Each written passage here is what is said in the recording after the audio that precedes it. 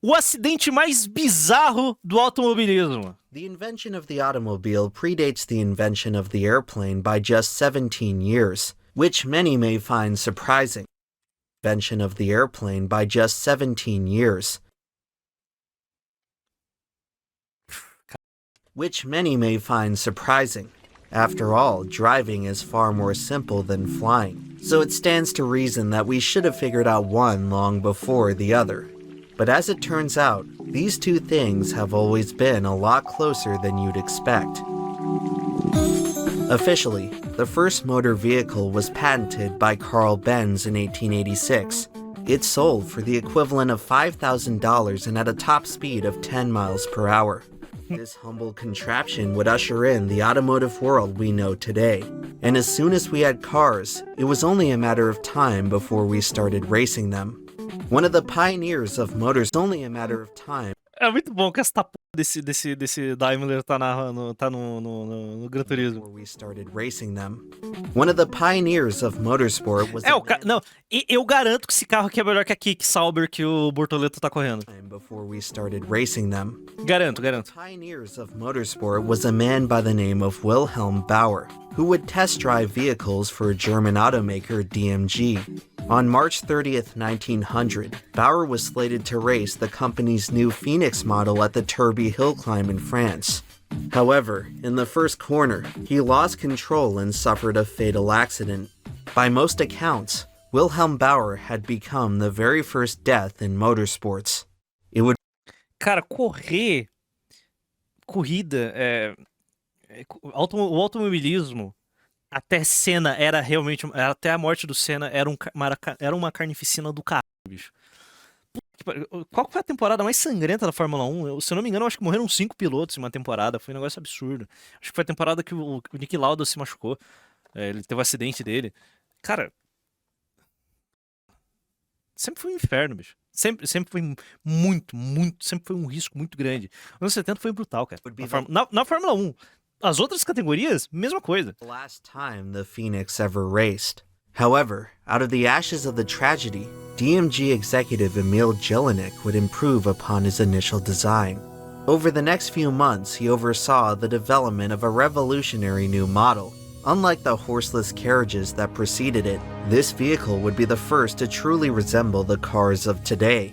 During the production process, Jelinek decided to title the model after his 11-year-old daughter. As fate would have it, this unsuspecting girl would forever be intertwined with the longest-running car brand in the world. Her name was Mercedes.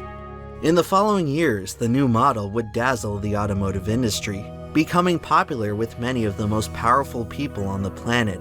Its meteoric success would turn DMG into a commercial juggernaut. In 1926, they would merge with Carl Benz's company to solidify the present-day nomenclature of Mercedes-Benz. By this point, the temperament of Germany had changed considerably. The car brand, which had originally shared its name with a Jewish child, would soon become the favorite of one Adolf Hitler. By the Second World War, Mercedes had to momentarily divert their resources away from car production, as their focus shifted from the road to the skies. Daimler-Benz would be one of several companies commissioned by the Third Reich to construct engines for German fighter jets. Mercedes' horsepower would be instrumental in the Blitzkrieg, which terrorized Europe for more than half a decade. All of a sudden, what was once... Essa eu não sabia, irmão. Nunca pergunte a um homem o seu salário, a uma mulher a sua idade e a uma empresa alemã o que eles faziam na década de 30 e 40. Todas estavam envolvidas no Terceiro Reich. Absolutamente todas. E todas elas usaram trabalho escravo. Todas. E hoje elas são limpinhas. Woke, ai, olha só, nossa, somos tão bonzinhos. It's a simple luxury car brand. Eu não preciso nem falar nada da indústria química alemã aqui, né? No que eles estavam envolvidos. Had fallen into an insidious fate to satisfy the enormous demands of wartime. Essa dos Minions, pra quem eles serviam de 39 a 45, é uma piada boa, porque, se eu não me engano, a Illumination falou que os Minions ficaram presos em uma caverna por um século, alguma coisa idiota assim, tipo de Napoleão até eles encontrarem o Gru na década de 60. Porque, pô, é foda, né? Você pegar a sua marca de bichinho bonitinho e misturar com nazismo. Então, Miguel do cacete, puta Miguel. The company would resort to using forced labor, much of which came directly from concentration camps. When it was all said and done, the rest of the world had discovered a powerful omen. When Mercedes start flying, it's usually a sign that something has gone seriously wrong. Officially, the Germans surrendered in the May of 1945. However, in many aspects, the war never really ended. It had simply moved to a new battleground. By the 1950s, the Germans and English had taken the fight to the racetrack, and out of all the venues in motorsports, none was more prestigious than Le Mans. Since the birth of auto racing, France's premier endurance event has stood as the ultimate test of man and machine. For 24 hours, competitors must navigate the high-speed circuit. Eu admito, eu só comecei a ver Le Mans depois que eu assisti Ford vs Ferrari. A process made especially challenging by the 3-mile-long Mulsanne Strait. The section is one of the fastest parts of any course in the world. Ordinarily a public highway, the road surface is bumpy and abrasive, placing tremendous strain on engines as vehicles approach their top speed. In order to win at Le Mans, race teams must strike a delicate balance between performance and longevity. This unique test of engineering skill would attract the industry's top manufacturers. By the 1950s, Mercedes had established itself as one of the teams to beat with their iconic Silver Arrow. They spent the early part of the decade trading wins with Jaguar and Ferrari, who had entered into an automotive arms race. By 1955, the rivalry would reach its breaking point. Years of rapid innovation had contributed to higher top speeds than ever before, beyond what the existing infrastructure was designed to support. An hour into the race, Jaguar driver Mike Hawthorne set the lap record for the circuit.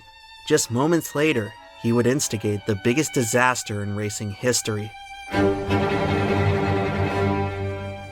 On the 35th lap, Hawthorne slowed abruptly to begin his pit cycle, forcing Austin Healey driver Lance Macklin to swerve around him. In the commotion, Mercedes driver Pierre Levay collided with Macklin, launching his vehicle airborne at over 120 miles per hour, directly into the crowd. And just like that, a Mercedes was flying again.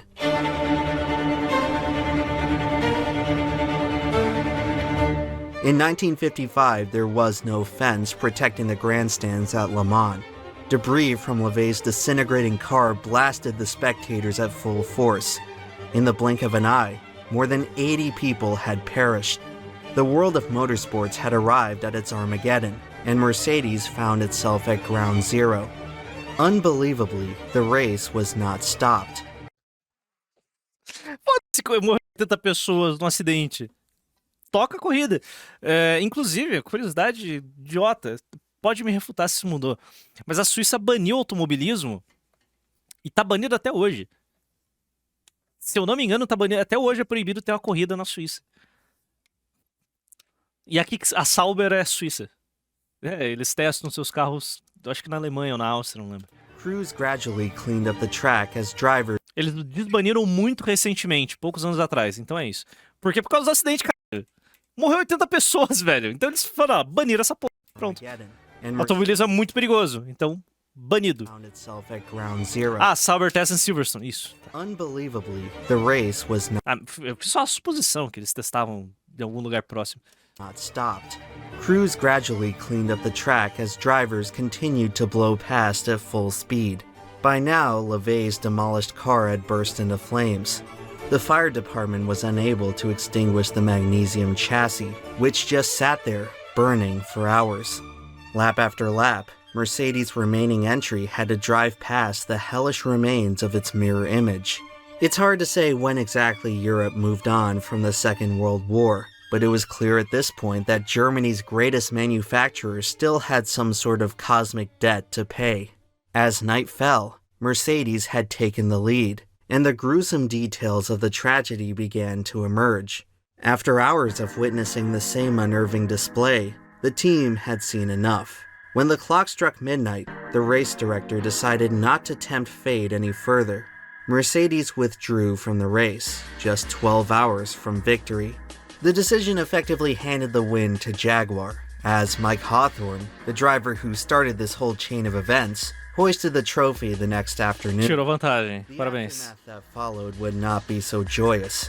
The tragedy prompted an immediate ban on motorsports across most of Europe, some of which remained in place until Aí, ó. just 2 years ago. Tá merda, cara. Você tá acabou em 2022. Esse vídeo tem 9 meses. To this day, auto racing has never seen another disaster like it. Following months of government investigation, no one in particular could be found at fault. Hoping to appease whatever vengeful spirit they had angered, Mercedes would not return to Le Mans for the foreseeable future. And as for Mike Hawthorne, the curse of that dark day would eventually catch up to him. Just 4 years later, he was fatally injured in a road accident, losing control of his Jaguar while attempting to pass a Mercedes. Ironia. Inclusive, outra curiosidade idiota. Até hoje, Mônaco emprega nadadores. Porque se a porra de algum carro cair dentro do mar, tem gente ali pronta pra resgatar o piloto. As the years went on, racing eventually Tem o quê? 60 anos que ninguém cai na Baía de Mônaco. Mas tudo bem, os caras estão lá. returned. Le Mans received some much-needed safety improvements, and the cars that raced there went from looking like this to this. Cara, isso é um caixão. And the cars that Isso daqui é um caixão sobre rodas. Olha essa merda. Não tem proteção nenhuma. Eu não sei nem se tem cinto de segurança, sabe? Isso daqui é um caixão sobre rodas. Os pilotos de Fórmula 1 hoje, quando eles andam nesses carros antigos, eles imediatamente falam que eles têm medo. Porque é um risco do caralho, tá ligado? E os caras correndo a 300 por hora, tá ligado? Batendo a 52G, eles entram nessa porra desse caixão e tem medo. race there went from Bateu, morreu. this to this. As our understanding of aerodynamics improved, the speeds crept higher and higher. All the while, Mercedes watched from the sidelines. They saw numerous racing dynasties come and go, from Ferrari to Ford to the most dominant of all, Porsche. Maybe it was all that glory from a national rival that enticed them to get back into the fight. Maybe it was a new generation of leadership who had forgotten the superstition of the past. Either way, Mercedes decided the time had come to return to Le Mans. Acho que não precisa de cinto de segurança, eles te tiram da pista com uma pá. They just couldn't stay away. Falou, irmão. This time, however, they didn't go in alone. Before committing to a full factory team, they would have to completely rebuild their in-house racing program. In the meantime, they partnered with Swiss constructor Sauber, who would compete under the Mercedes banner. Their new model, the C8, was set to make its gallant debut at the 1985 running of Le Mans. Unfortunately, the new program got off to a rather inauspicious start.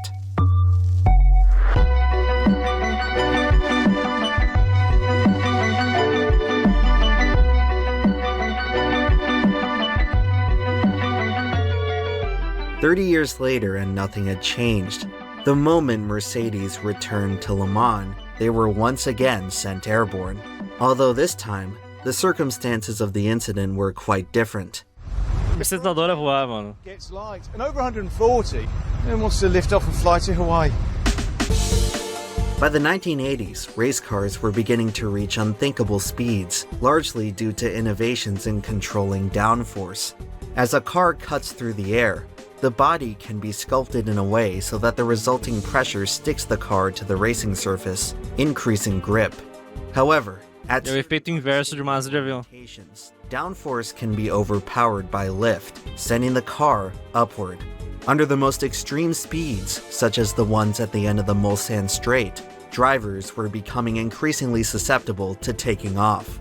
For Mercedes, this new incident of terror certainly didn't bode well for their racing return, but they were able to come out of it mostly unscathed. Driver John Nielsen walked away from the wreck in one piece, and since it occurred during a practice session, it was hardly documented. Despite the rude awakening, Mercedes would carry on. Se eu não me Eu posso estar maluco, mas eu tenho a impressão de que essas fotos aqui, elas demoraram bastante pra aparecer ou foi imediatamente divulgado. Eu não lembro.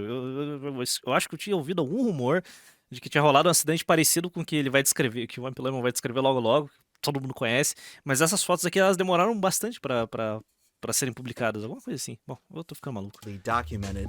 Esse primeiro acidente demorou algumas semanas, é isso? Despite the rude awakening, Mercedes would carry on. Starting in 1987, the team would debut the new and improved Sauber C9. Demoraram porque achou que ele tava bêbado, algo assim. Promising lap times, the model struggled to stay on track. 4 years into their Le Mans return, Mercedes had failed to finish a single race. But their fortunes would turn around after the return of a familiar foe. In 1988, Jaguar was victorious at Le Mans for the first time in 30 years. Perhaps this was the inspiration Mercedes needed to finally get their mojo back, because in 19... Jaguar morreu, Mercedes. Para, porra. Os caras não conseguem, né, mano? A Porsche, beleza. Fica 30 anos ganhando essa porra. Não, a Jaguar não dá, é demais.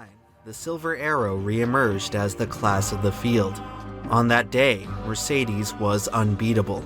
In fact, the cars were so quick that they ushered in the end of an era. During qualifying, the Sauber C9 went just shy of 250 miles per hour on the Mulsanne Straight. Fearing another catastrophe, the race directors determined that they had to get the speeds under control. And so, starting in 1990, a pair of chicanes were installed to interrupt the fastest part of the track. Isso daqui é nazismo. Odeio essa chicane. Tanto que toda vez que eu ia jogar o Project Cars, eu jogava em Le Mans, na época, obviamente, e tem os carros do Ford vs Ferrari, né? O que vocês esperam? Eu jogava na Le Mans clássica, o que eu odeio essa chicane. Following the layout change, Mercedes lost all of its competitive edge.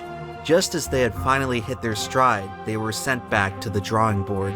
After several more years of lackluster performance, they withdrew from Le Mans once again to focus on other racing endeavors.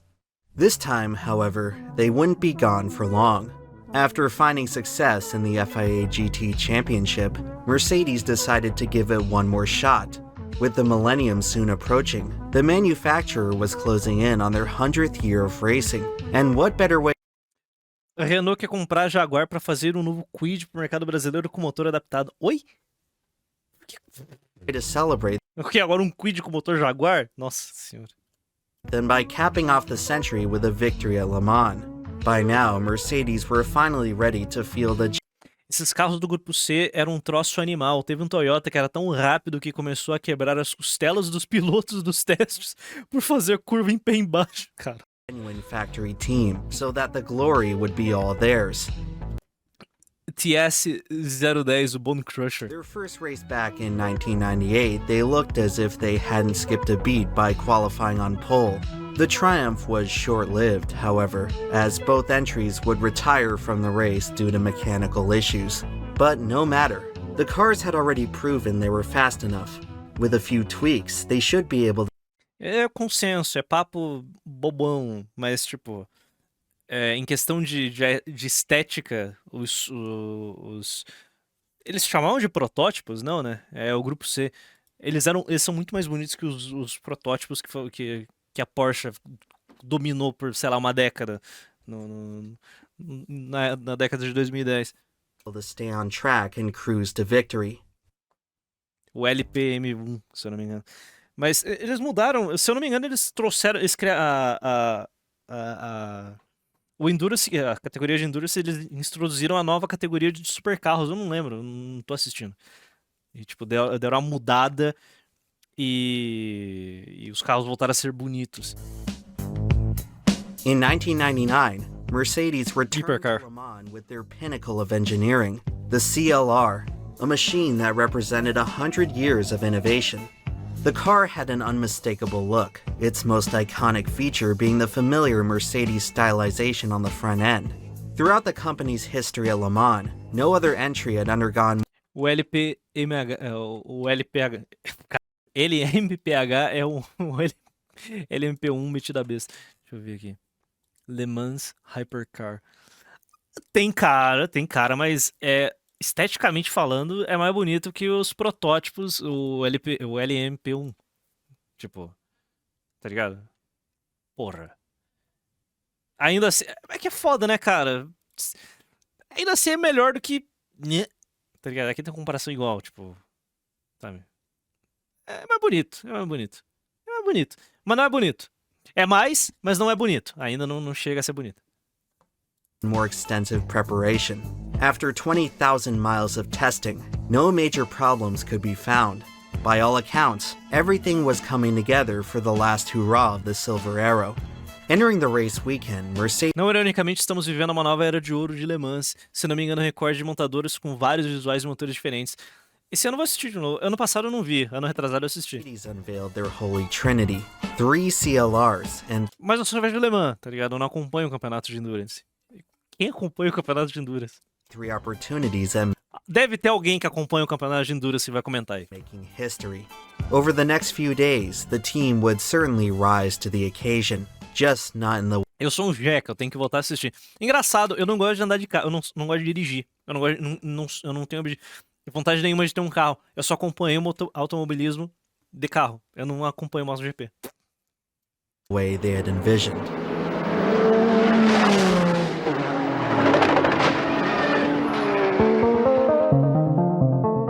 The first sign of trouble appeared during qualifying, when the number 4 entry wound up totaled on the Indianapolis Straight.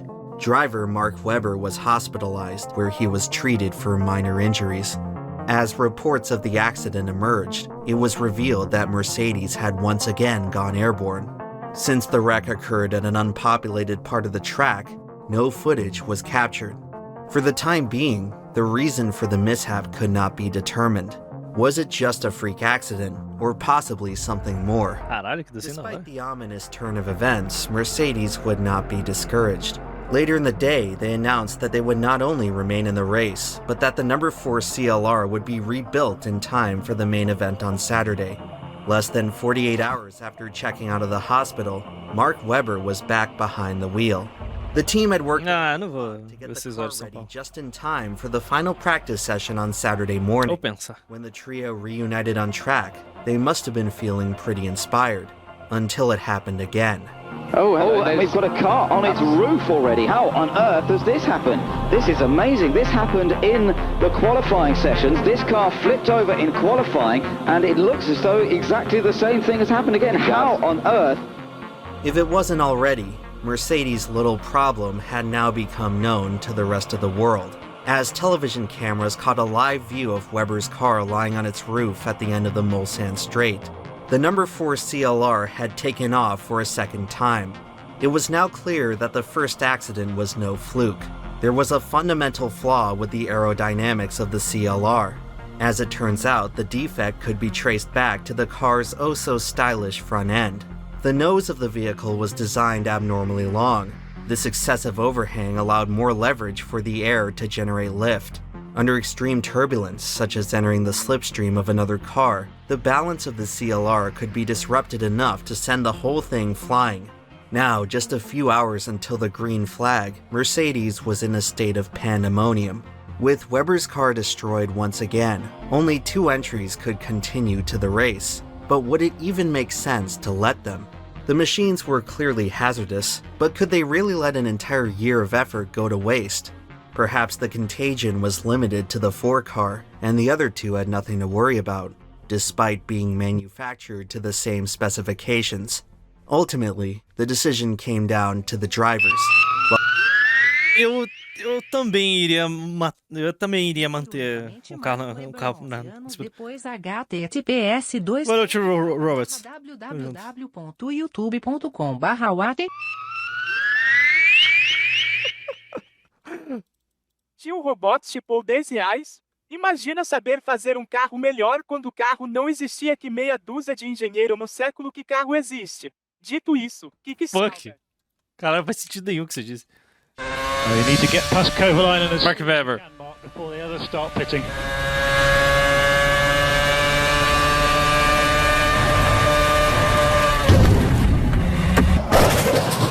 Um cara gosta de voar, mano.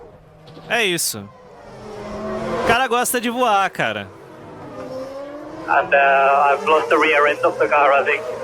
So É isso. O cara gosta de voar, olha. O sonho do Mark Webber é ser piloto, mas piloto ele não pode ser. Ou, essas quedas aqui sem halo, mano. Puta que pariu, cara. Sem o Halo é... Mano, como que não morreu ninguém entre o Senna... Tá bom, tadinho mas foi um acidente, foi uma fatalidade. Não era pra ter aquele trator no meio da pista. Mas, tipo, entre o Senna e a introdução do Halo em 2018, como ninguém morreu sendo esmagado? Tipo... É foda, bicho. While Christoph Tipo, porra, velho. Bushi expressed concerns about the number Deus. 5 car, Inclusive, eu acho que o Halo teria salvado ele, o Bianchi. he was overruled by the others. After all, it's a dream to race at Le Mans. But the thing about dreams is that no one is ever prepared when they turn into a nightmare. Oh, massa levar uma mola na cara. After some emergency modifications to increase downforce, the remaining CLRs rolled off the grid. As the afternoon went on, it was cautiously smooth sailing for the Mercedes. Bushi's concerns appeared to be assuaged as he made it to the first driver swap without incident. Replacing him in the 5 car was Peter Dumbreck, who would carry on into the evening. As dusk began to fall, Dumbreck had worked his way up to a battle for second with one of the Toyotas. When the pair entered the Indianapolis Straight, they turned to face the setting sun. With the drivers momentarily blinded, the Mercedes drew ever so close to the back of the Toyota. The rest, as they say, is history.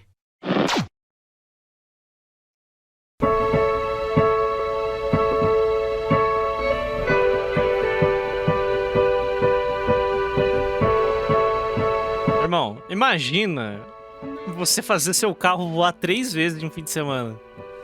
Some people only watch racing for the accidents, and while they're often chastised by the rest of the motorsports community for missing the point, I sort of understand the appeal. While it's easy to write off this side of racing as mindless carnage, there is something spectacular about it that speaks to us on a deeper level. In sports, there are plenty of stories about glory, but the wisest lessons are often taught by catastrophic failure. In order to truly appreciate something for its greatness, you have to witness it at its most dysfunctional. In these rare moments, the accidents tell us more than the racing ever could. Oh! It has gone again! Oh, there it is. It's into the trees. That's the end of Mercedes. Obviously the wrong decision to actually race.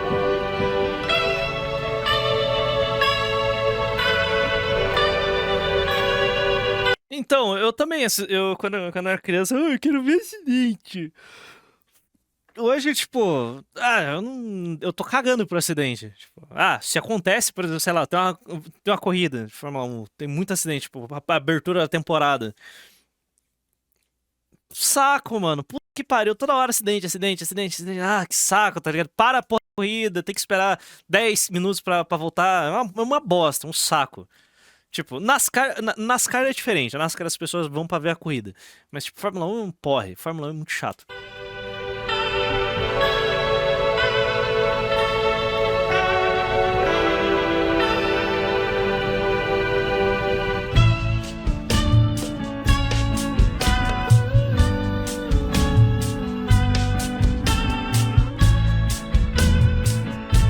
Até hoje, meu Deus, não voltaram.